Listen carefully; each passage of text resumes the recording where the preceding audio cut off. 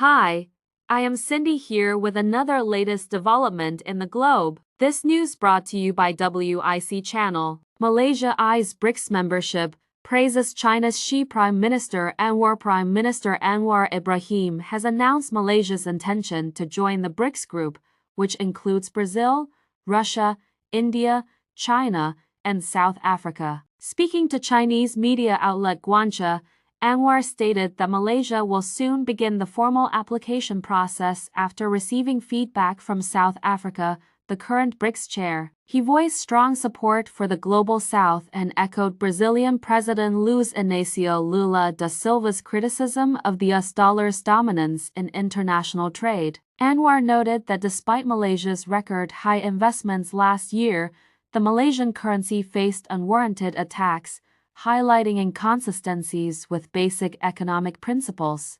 Former Thai Prime Minister Thaksin Shinawatra has been indicted for insulting the monarchy. Thaksin's indictment on Tuesday highlights the fragile nature of the current political situation. "I believe the conservative faction is cautioning him to stay within boundaries," stated Panchata Sirivanabud, an associate professor at Mahidol University. She noted that since Thaksin's return to the country, he has been trying to regain political influence, including traveling nationwide. "They aim to exclude the progressives, but must balance power between the factions and ensure Thaksin does not overstep," Panchata said. However, Panchata mentioned it was improbable Thaksin would face imprisonment. He remains the crucial factor enabling the conservative side to prevent the Progressive Move Forward party. China is expected to lift its trade ban on Australian lobster imports soon. Australia has not succeeded in its attempt to have trade sanctions on Australian lobster and certain meat products lifted during Premier Li Chang's visit. Despite this, Trade and Tourism Minister Don Farrell insists that this does not represent a failure on the government's part.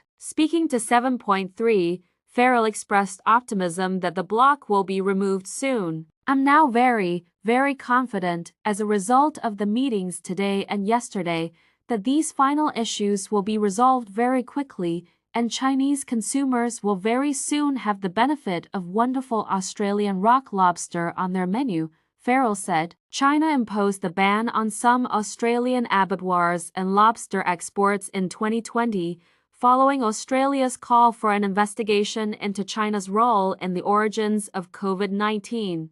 The lobster market, valued at approximately $770 million at the time, was significantly impacted, leaving tons of Australian lobsters stranded and spoiling at Chinese airports. Farrell stated that both he and Prime Minister Anthony Albanese had discussed the issue with Premier Li and Chinese Minister of Commerce Wang Wentao. Li had remarked on Monday that the bilateral relationship was on the right track of steady improvement and development, when asked if he was disappointed that the deal could not be finalized during the Chinese official's visit to Australia. Farrell explained that the issue was beyond his control and attributed it to Chinese biosecurity concerns. He also denied that the sanctions were a form of retaliation from the Chinese government. At least 550 Hajj pilgrims have died due to scorching temperatures, with thousands more being treated for heat stress. At least 550 pilgrims have died during this year's Hajj in Saudi Arabia, which has been marred by extreme heat. Among the deceased, 323 were Egyptians, most succumbing to heat-related illnesses, according to two Arab diplomats coordinating their countries' responses, as reported by AFP. All of them, the Egyptians, died because of heat, except for one, who died from injuries sustained in a minor crowd crush, stated one of the diplomats. The total figure was confirmed by the morgue in the Al Muazzam neighborhood of Mecca. Additionally, at least 60 Jordanians have died, up from an earlier official count of 41 provided by Amman. The latest deaths bring the total reported by various countries to 577, according to an AFP tally. The morgue in Al Muazzam, one of the largest in Mecca, reported a total of 550 deaths. The Hajj, a mandatory pilgrimage for all Muslims who can afford it, is one of the 5 pillars of Islam. However,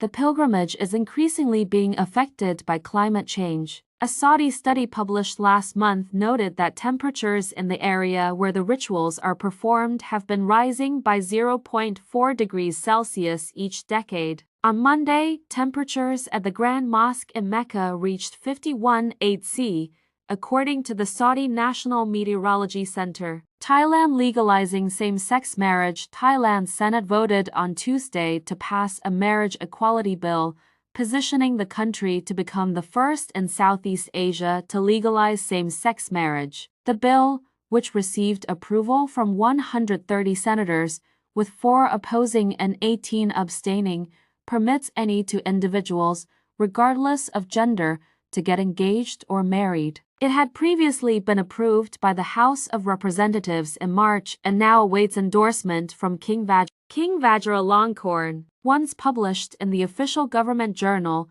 the law will take effect after 120 days. We celebrate the successful passing of the marriage equality bill and we celebrate the beginning of equal love, Thai Prime Minister Srettha Thavisin wrote on X on Tuesday. Diversity is not difference. May every love be beautiful and powerful. According to Human Rights Watch, this legislation will make Thailand one of the first countries in Asia to legalize same-sex marriage. That's all for now. See you soon with more updates. Thank you for watching this news channel.